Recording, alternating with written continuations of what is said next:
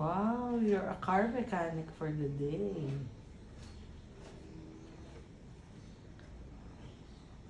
Close it up. It's old na. Okay. So that's for the water. Okay. This orange one is for the oil.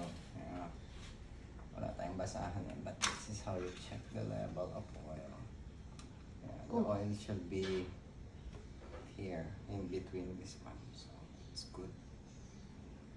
But how do you do it? You should punas muna. Then, Check it again. you put it again. Check. And you have to do it when the car is not started. Should So be it's not hot. started and it's on the level ground. Not when it's tabingi. Okay. Tabingi. Okay, then Firster. firster, this one naman, reserve ng coolant. Coolant is the one that keep the engine cold. See, yan. That's the level. So, meron pa. May indicator siya dito sa side. Kung puno. Oh, We put flashlight. yeah, I put flashlight kasi may